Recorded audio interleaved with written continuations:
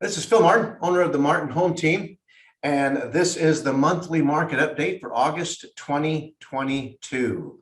There's a lot of sensational banners in the news today that would really lead us to believe there's some really bad things going on in real estate, and there's just some changes. I wouldn't call them really bad things; they're just changes, and the market is always changing. So we just want to take a look here real quick at what are the experts saying about these changes. Well, weekly mortgage rates, you can see they went up about last month to even 6 or higher for some people, and now they're down below 5. FHA, if we look at where we're at, here's a quick screenshot just from this morning.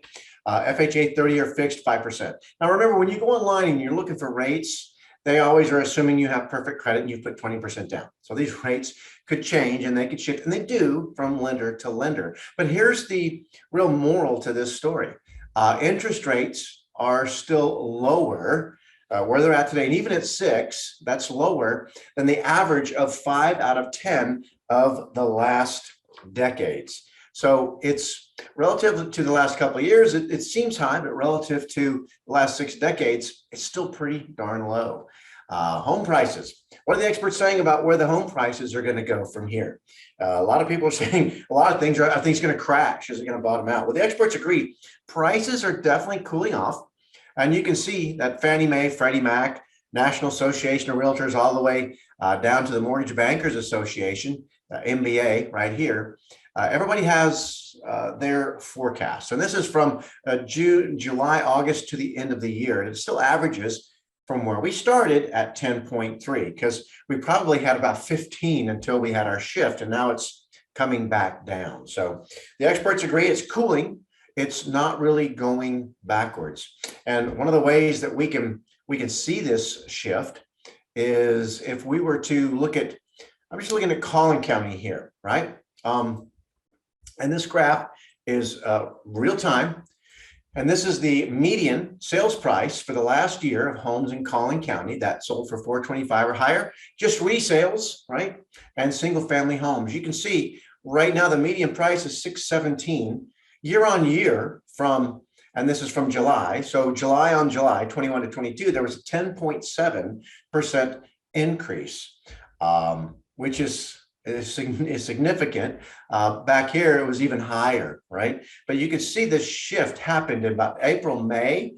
We had a little dip here and our prices struggled back up. But then right here, May to June is where we saw this shift where prices seemed to come down. Really? And so people are looking at that and go, oh, look, prices are falling. They're going to keep falling. And it appears that way, but not really. Here's really what happened. Let me point this out. We came, let's go back over here, right here. So let's go back here and let's go down a slide. And as you can see, here's what happened in the beginning of the year. Prices were skyrocketing up like you saw on the graph for Collin County.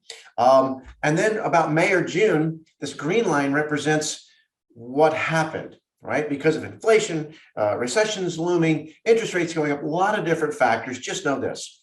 The price was going up at 100 miles an hour. Now it's going up at maybe 10 miles an hour. And what happened when that shifted is you had this gap from where people were going to where people had to come back to. So you can see prices didn't go down. They decelerated, they cooled off a little bit. And if you were matching along the green line, you're just fine. You're still getting a pretty good traffic. And that's beginning to slow for seasonal reasons. But if you were way up on the high end, it may be leading to price decreases from where you're at. But simply put, we had a leveling off of the speed at which we were going up. And we're really coming down to pre-pandemic appreciation levels.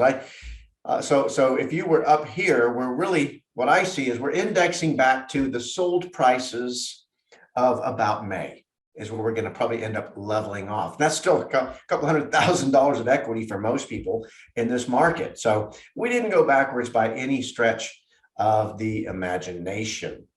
So rates are up. That's true. We have, let me get rid of this. Rates are up.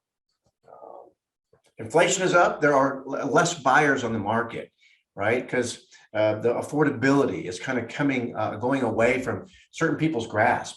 The rate at which the houses are selling now has slowed down because of that.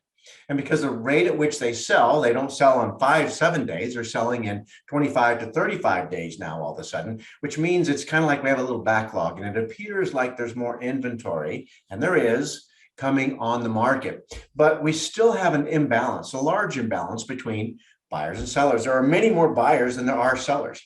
And many homeowners right now aren't even thinking of selling because they bought in or they refinanced in at a low interest rate.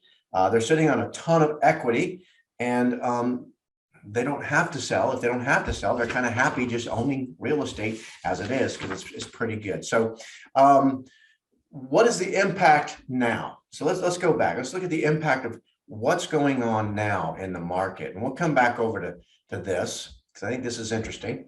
You can see on this is, again, this is representative of the Metroplex, Collin County. You can look at days on market is definitely gone up, right?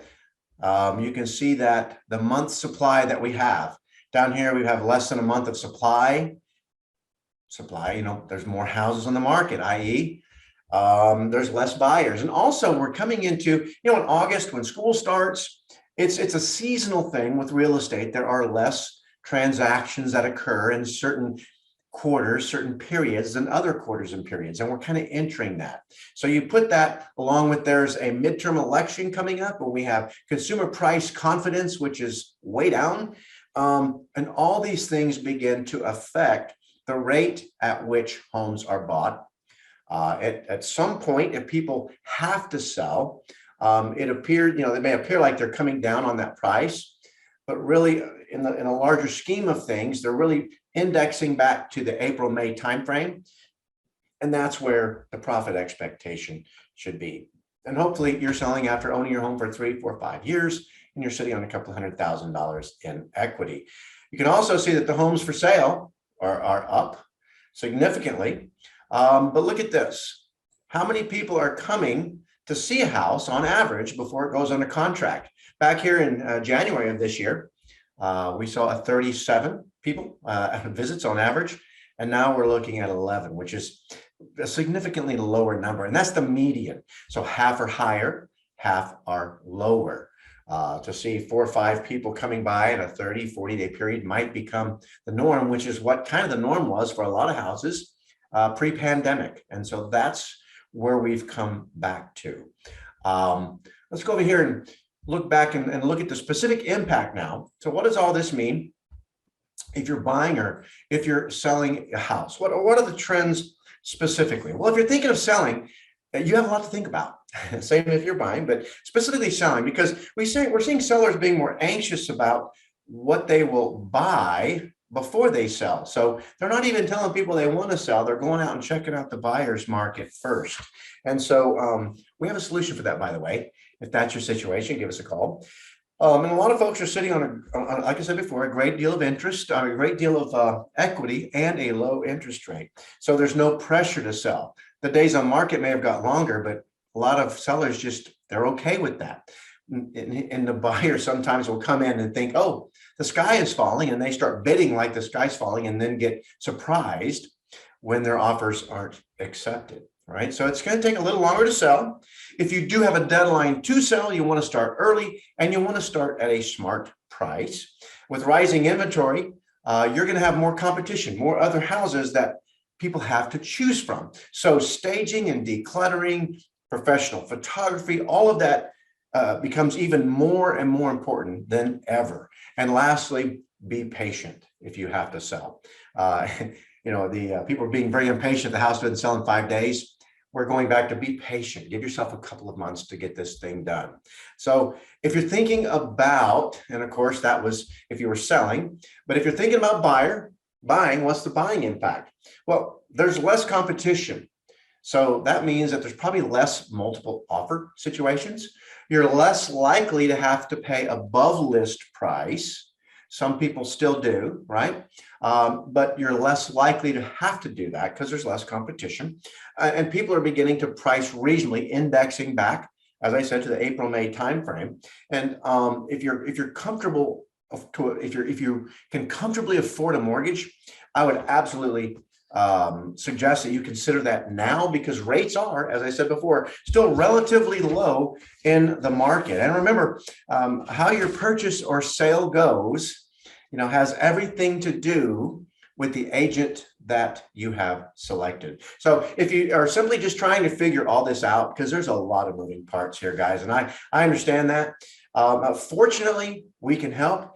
We offer a free, no cost, no obligation strategy session to help you really figure all this out. What are the market trends and how will they impact you personally if you were to buy a home or sell a home? And I promise, if you're like everyone who participates in that conversation, and we do it over the internet most of the time on a Zoom call or face-to-face if you like, but if you're like everybody that goes through the conversation, I promise at the end of the conversation, you will have more clarity on your situation, and your confidence level will go from here to way up here when it comes to the next decision that you may have to make for buying or selling a home. Or you may just like to keep your finger on the pulse of the market.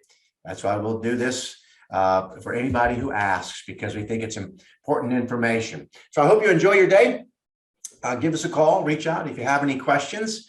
And this is Phil Martin with the market update for the Martin Home Team for August 2022. Take care.